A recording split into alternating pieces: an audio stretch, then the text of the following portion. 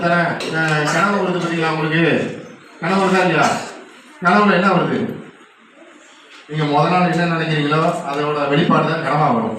நீங்க இந்த மாதிரி வந்து கேம் விளாண்டு வெட்டு குத்து கொலை ரத்தம் சுடுறது சாகிறது இந்த மாதிரி தான் இந்த கேம்ல ஃபுல்லாவே இருக்கும். ஃப்ரீ ஃபயரு இந்த பப்ஜி இந்த கேம்ல பூராமே அப்படிதான் இருக்கும். அந்த கேம் விளாண்டிங்கன்னா என்ன ஆகும்?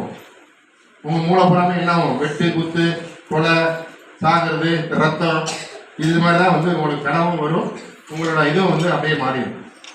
ஸோ வந்து அது வந்து அடிக்ட் ஆகிடுவாங்க. அப்படியே அந்த கேம் வந்து விளாண்டிக்கிறாங்க அடிக்ட் ஆகிடுவாங்க. ஸோ வந்து அதனால என்ன இக்காரணம் ஒன்றும் செல்ஃபோனை வந்து கேம் விளாடாதீங்க ஒன்று. அடுத்து நிறைய மோசடி நடக்குது தெரியுமா உங்களுக்கு? உட்காந்து மோசடி செல்ஃபோன் மோசடி ஏதாவது கேள்விப்பட்டீங்களா?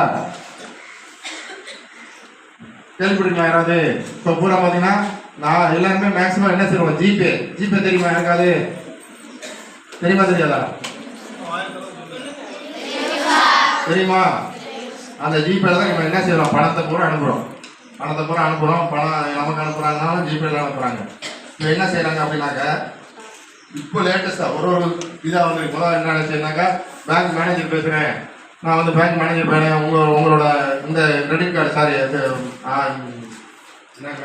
முடிஞ்சிருச்சு, பீரியட் முடிஞ்சிருச்சு, அதை வந்து ரெனியூவல் பண்ணணும். ரெனியூவல் பண்ண செஞ்சுருவாங்க. ஏற்கனவே ஆன்லைன் பர்ச்சேஸில் வந்து வச்சிருப்பான்.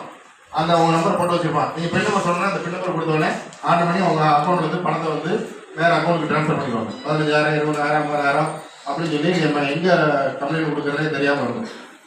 தெரியாமல் இருந்தாங்க. இப்போ அந்த ஃப்ராடு முடிஞ்சிருச்சு. இப்போ என்ன ரீசெண்டாக என்ன ஃப்ராடுனாக்க ஒருத்தர் ஃபோன் பண்ணுவான், சார் வந்து நான் வந்து ஆதார் கார்டு ஒன்று எடுக்கிறதுக்கு ட்ரை பண்ணேன். ஆமாம், ஆதார் கார்டு வந்து எடுக்கிறதுக்கு ட்ரை பண்ணேன், தெரியாமல் வந்து ஒரு டிஜிட் நம்பர் மாறிடுச்சு. கடைசியில் பார்த்தா அது உங்கள் நம்பர் சார், கொஞ்சம் தயவுசெய்து அந்த பின் நம்பர் மட்டும் பார்த்து கொடுங்க சார், நான் திருப்பி மாற்றிட்டேன் அப்படின்னு சொல்லி சொல்கிறேன். நம்ம என்ன செய்வோம்? பார்ப்போம், பார்த்தா ஆதார் கார்டு நம்ம வந்திருக்கு நம்பரு அப்படின்னு சொல்லிட்டு அந்த பின் நம்பர் சொன்னோம்னா பின் நம்பர் சொன்னாலே எடுத்துகிட்டு போயிடுவாங்க. ஸோ எக்காரணம் கொண்டும் பேங்க்லேயோ யாருமே வந்து பின் நம்பர் சொல்லுங்கன்னு கேட்கவே மாட்டாங்க. புரியுதுங்களா? அந்த பின் நம்பர் கேட்டாலே அது ஃப்ராடு அப்படின்னு சொல்லி தெரிஞ்சுக்கணும். அது ஒன்று.